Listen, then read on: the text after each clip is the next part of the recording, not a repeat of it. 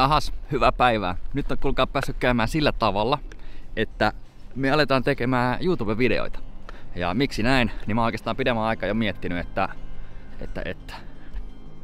mitähän mä olin sitä miettinyt, että mä teen paljon sisältöä eri ihmisille, yrityksille, somevaikuttajille. Niin olisi tosi kiva tehdä sisältöä myös itselleni. Mä oon tässä ulkoiluttamassa koiraa nyt niin kuin samaan aikaan, niin älkää antako sen häiritä. Ja mä oon tosiaan 29-vuotias yrittäjä, DaVinci Brosin toinen perustaja. Ja sen lisäksi mulla on paljon kaikenlaisia projekteja käynnissä. Ja DaVinci Bros on siis tämmönen luova tuotantoyhtiö, jos näin voisi sanoa. Me tehdään paljon mainosvideoita, hienoja juttuja mahtavien ihmisten kanssa. Ollaan päästy tekemään tosi siistejä projekteja, mutta mä voisin kertoa DaVinci Brosista enemmän sit jollain toisella videolla, jos jotain kiinnostaa. Ja itse asiassa heitä tonne kommentteihin kyssäreitä tai kommenttia, jos tulee jotain mieleen, niin vastaillaan sitten joskus. Mua on vaivannut myös semmonen asia, että Suomi YouTubessa ei tällä hetkellä oo sellaista sisällön tuottajaa, kuka tuottaisi sen tyyppistä sisältöä, mitä minä itse haluaisin katsoa. Joten tuumasta toimeen aletaan tekemään sitä sitten itse. Sitten mainitsin tosiaan noista projekteista, niin mulla on tällä hetkellä työn alla retkeilyauto, moottorivene ja moottoripyörä. Niin varmasti niitäkin tullaan sitten näkemään, tai ihan varmasti tulen näyttämään niitä tällä kanavalla. Ja siis ihan semmoista perusarkea tuun näyttämään täällä. Pidetään homma sellainen mahdollisimman aitona, kynnys mahdollisimman matalana. Ja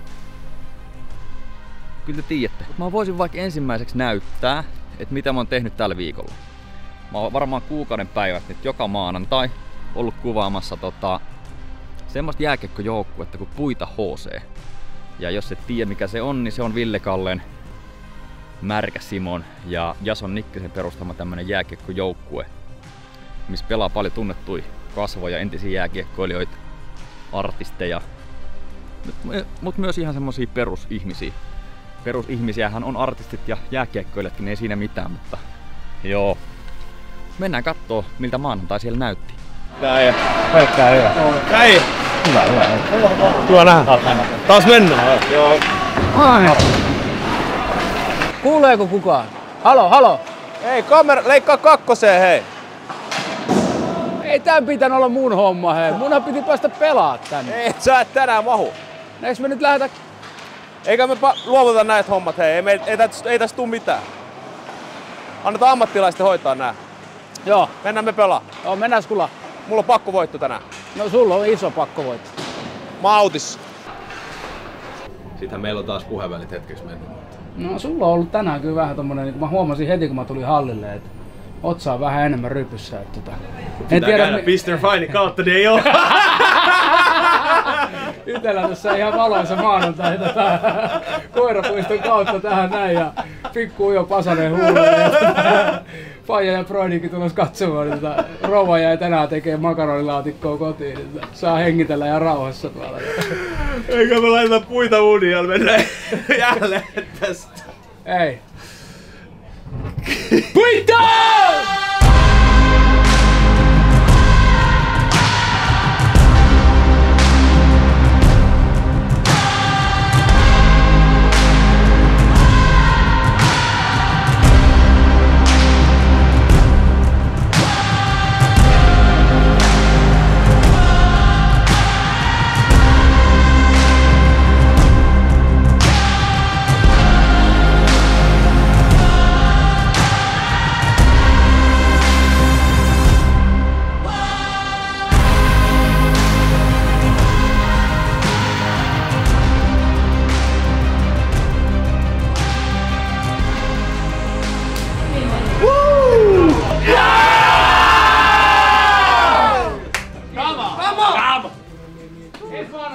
Okei, tossa on siis tiivistettynä semmonen homma, että Ville Kalle ja Märkä Simo on joukkueen kapteenit, ne kasaa omat joukkueet ja maanantaisin sitten he ottelevat toisiaan vastaan. Ja Ville Kalle on nyt voittanut 2 ottelua putkeen.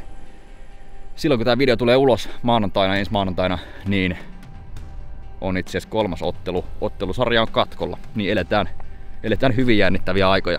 Tää viikko mulla on ollut oikeastaan aika hiljainen sillä kuvausten suhteen. Monesti nämä alkuvuodet on vähän tämmöisiä hiljaisia, Mutta editointia mulla on ollut tosi paljon. Mä oon editoinut paljon sisältöjä yrityksille, somevaikuttajille, Gilla FC:lle, kaikki tommosia. Eli pitkälti editoinnin parissa mennyt tää viikko. Kunnes tuli lauantai, Emma Kaala päivä. Ja menin kuvaa Kultaseppä Tarkkaselle. Hän teki koruja Emma Kaalaan Tuulille. Niin mä menin kuvaamaan siis Tuulin valmistautumista Emma Kaalaan, niin lähdetään kattoo sitä.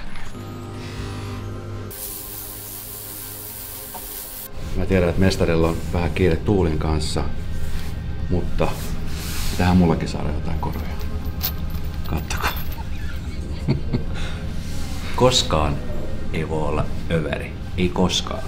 En mä jaksa nostaa tätä tarjotinta. Tää on painaa joku 5 kiloa. Ihan älytön setti. Se on Emma Kaalan päivä. Tuuli tuli eilen valitsemaan täältä korut, mitkä haluaa punaiselle matolle. Oltiin jo vähän etukäteen puhuttu, että mitä ne vois olla. Onks mulla noin monta kertaa oikeesti? On. 5. Emma Kaala. Time flies. Tai en vielä. En mä ihan tälleen mene, mutta...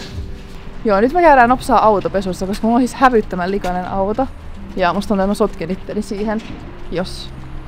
Okei, se on niin likainen. Mut läheltä katsottuna on. Saisiko olla hierontaa? No, kyllä, kiitos. Laitaanpas vähän täältä sulle. Noin. Sieltä ja tosta. Ja sit jos haluaa katsoa jääkaapista jotain, niin täältä löytyy energiajuomia. Ajaatko paljon autolla? Mä ajan kyllä tosi paljon joo. Ennen mä itse ajoin keikoillekin aina itse. Nykyään mä en enää jaksa, mä oon laiskistunut, mutta tykkään ajaa. Se on jotenkin terapeuttista. Ja voi olla tälleen hiljaakin vaan. Mä en kuunnella mitään. Mun Mekon kanssa ei oli väärä sanajärjestys, oota. Mä tarvin apua mun Mekon kanssa. Mä en voi ite laittaa sitä päälle, joten tulin tänne hakemaan apukäsiä. Let's go! Mä en tiedä mihin me mentään, katsotaan. Nyt me oltais valmiina tämän vuoden Emma Kaalaan ja on kuulkaas korut kohdallaan. Tuun hohtaan kilometrien päähän. Ja näin saatiin Tuulille näyttävät korut. En oo Tuuli aikaisemmin tavannut, mut huikea tyyppi ja ennen kaikkea niin kova tekijä. Ja tehdään jo tällä ensimmäisellä videolla selväksi, että tällä minun YouTube-kanavallani me arvostetaan tommosia kovia tekijöitä, että sä tiedät sen. No sitten kun olin Tuulin saanut kuvattua, niin tulikin sitten puhelua tuolta Alpeilta. Siellä ja ystäväni Roope Rannisto ja Ilari Mettälä olivat Mäenlaskun hommissa ja heille sitten vähän editointihommaa siinä sitten viikonlopun päälle. Ja tosiaan jonkun verran tehdään myös somevaikuttajille tommoista lähinnä editointihommaa, mutta jonkun verran myös kuvauksia. Se on vähän pienempää hommaa verrattuna noihin niinku isompiin mainostuotantoihin, mutta mukavaa tommoista pientä sivupuuhaa. Mutta tää video oli tällä kertaa tässä ja laita tonne alas kommenttiin, että mitä mieltä sä oot tämmöisestä sisällöstä, kiinnostaako? Voit kertoa myös, jos ei kiinnosta. Ja kiinnosta tai ei, niin nähdään seuraavassa videossa. Mun on pakko lopettaa, kun mua hengästyttää niin paljon.